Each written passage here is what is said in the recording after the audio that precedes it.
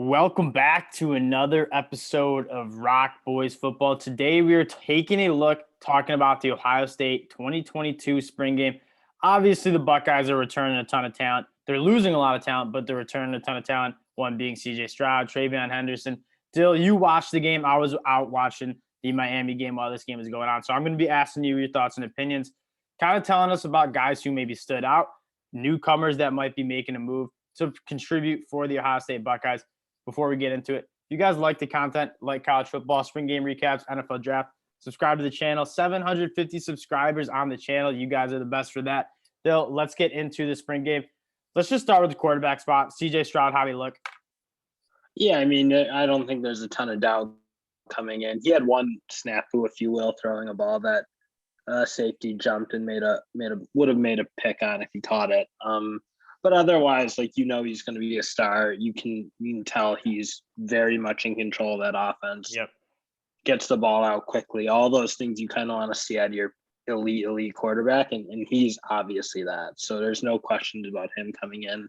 Did you see any Kyle Mccord? Because I know he's a guy that CJ Stroud's probably out after this year. Does Kyle Mccord showing any flashes or not really much to speak about? Yeah, I mean, it's hard because he was obviously playing mostly in the reserve roles. Yeah. But I'm going to be honest. I'm not a big judge the quarterbacks when they can't get hit. So That's I'm fair. not like, that's did fair. he flash? He had a couple nice throws on the run, which stood out. But I'm not like, I wouldn't never be ready to make a judgment on a quarterback until you see him when the bullets are flying, so to speak. And we know about CJ Stroud. He's unfortunately for us Michigan fans, he's a certified baller. He's a problem. Yeah, he's a problem for us. Let's move to the running back, another position group that they're just absolutely loaded on. Trayvon Henderson. How did he look? But also let me know how Mayan Williams looked. I think Mayan Williams is going to be a really solid contributor. They weren't tackling Trayvon Henderson, so I know he's a star. Like he was incredible last year. Yep.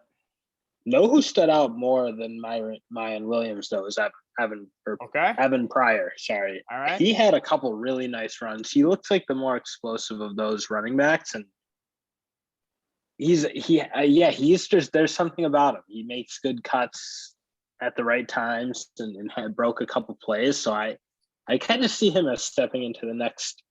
After Trayvon, maybe getting the reps behind Trayvon a little more than Mayan Williams, and that's hard to say. But I don't. He looked really good today. I like how Mayan Williams balances out Trayvon Henderson though, because he is just such a thick little bowling ball, little muscle hamster.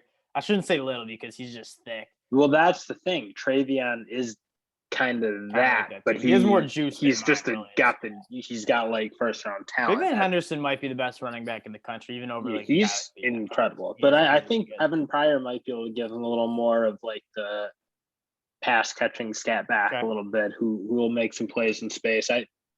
Hard to say because there was like mixing and not tackling in this game, which was a weird move out of Ohio State, especially a team that probably needs to kind of develop more physicality. And they have a lot of guys that need to start playing. Let's talk about the pass catcher unit because that's obviously going to be a problem again. I know what Jackson Smith-Njigba is about. I assume that if he's playing, he was looking good. He's still the one. Yeah, no doubt about it. He might be the best wide receiver in the country. Julian Fleming is an interesting guy to watch because he's a guy that was a top 5 recruit in the country, kind of got buried on the depth chart. How did he look? I don't think he was playing today, so that was unfortunate. I'm concerned he's going to transfer. Not concerned. Emeka Egbuka is going to be the next guy up. I think Emeka Egbuka, he had a couple catches.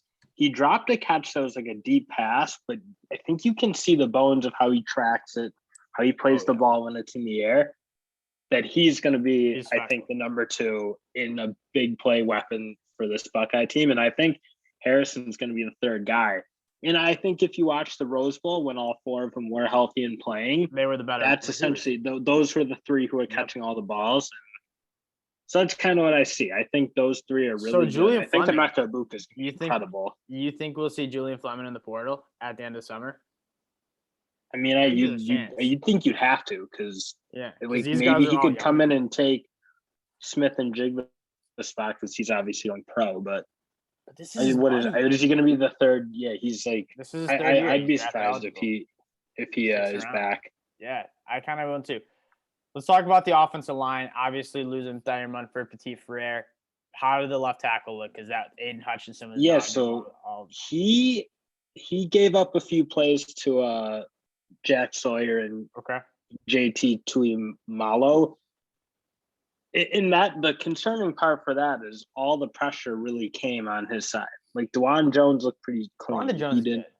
He wasn't giving up a ton to those two. And I'm not even sure those two are like elite pass rushers yet. I think like they're on their way. Still young. Yeah. But they didn't look like the Bosa's to me when the Bosa's were young, or Chase Young. Some of these like mega star pass rushers that Ohio State's accustomed to having. So I think there's a slight concern for that left tackle because obviously he's playing right guard for most of his career, and he was a high recruit. I remember him coming out of high school.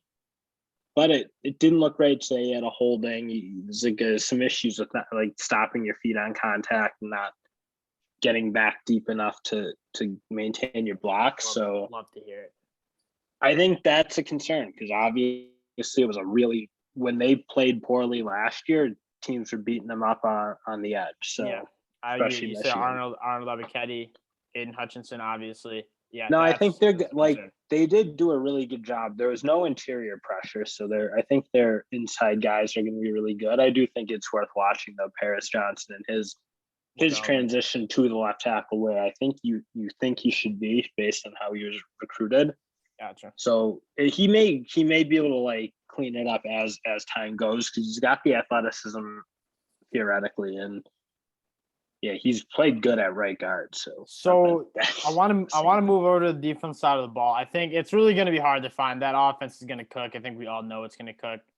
The defense side of the ball was kind of the more concerning. Bring in the new defensive coordinator and Jim Knowles. I think that's going to be a great addition for them. Let's start talking about some of the players. Mostly, I want to talk about Jack Sawyer, JT, and Zach Harrison. Zach Harrison, I thought was going to be a high. He's getting phased out. I think he's getting phased out. You think I didn't even really see a ton of him in the spring game. And he was playing. I don't mean to say the two who are making the plays, when the plays are being made, were JT and Sawyer. So I think it's not stunning. I didn't think Zach Harrison looked good at any point during his college career. Yeah, he hasn't. Yeah, but he hasn't put it together. He is getting older. Like he's a senior now, so who knows what you're gonna get. And I don't think this D-line is going to be great. I think it'll probably maybe be what it was last year. It was a solid unit. It wasn't nothing crazy. Killing it. I saw JT and Sawyer. They're both they're power rushers. Those two are heavy physical rushers.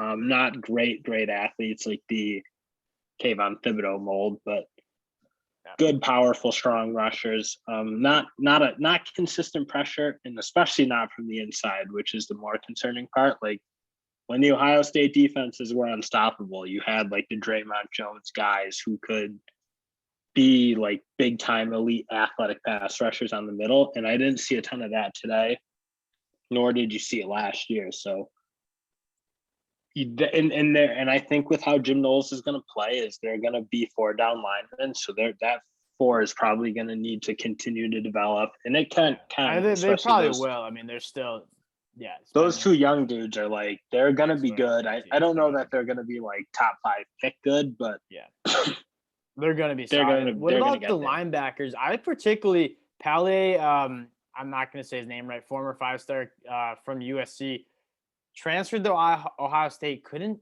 get, I believe it was like the NCAA wasn't gonna clear his transfer in time. I think he played a little towards the end of the season. Did he get some burn today, and how did he look? I didn't notice him. I saw Steel Chambers was working with the 2s, which was a little surprising. Number 19 had his moments. Chip Trainum. Okay. The transfer. And that's a unit that I didn't. It was tough because they weren't tackling with their first team defense the whole time because when they went ones and ones, so hard to evaluate linebackers. That's fair. And that's a unit that certainly is going to need to be way better because they were. I mean, obviously they let go Al Washington because. He just didn't make it happen there with those linebackers, and hopefully, I mean, there's the talent there. I think they've recruited the position fairly well. Not like they have wideouts, but I didn't notice them. I thought the secondary get to what like really stood out. Yeah, well, how did they is making a big jump was the secondary. They were getting their hands on balls. Jordan Hancock was the one who was like the most impressive today. Interesting. Did you see Tanner McAllister, the transfer from Oklahoma State? He's a stud. I liked him last year. He should make. I didn't notice him. I wasn't like. I'm just trying like thinking as you were watching. Yep. They were just making plays on the ball. Like, yep. And that was both the first and second teams. So that's what stood out to me is that and that's a really good top to bottom wideout unit. Even the two deep is incredible. So to see them making plays on the ball, especially on deeper plays, I think was impressive. Like, you're happy to see that as an Ohio State fan, because that is a unit has to be better. So I think it did. If you just watched how the game was flowing, they did make a ton of plays, and that's what most stood out to me. You knew the offense was going to be good, especially throwing the ball, and Trayvon Henderson's a stud. But their defense, their secondary did, I think, in terms of what surprised me was that unit. Really good unit. That's something that they're gonna need to improve upon. I think the offense is gonna take care of business. One of the best offenses in the country. Defense has a lot of question marks, but they're very talented. I think bringing in Jim Knowles is gonna be a great hire. It's hard to evaluate though, because I think their biggest problem was that linebacking group. They do need to work on tackling, top to bottom. And they did. They weren't tackling, so it's hard to evaluate how that looks. I love to hear it as a Michigan fan. Good. We'll just run them all over again next year. I love to hear it. Dill, appreciate you giving your insight on this, though. This is a team to watch. One of the best teams in the country, obviously. Appreciate you guys for watching. We'll be back with some more spring previews and NFL draft content. Appreciate y'all. Peace.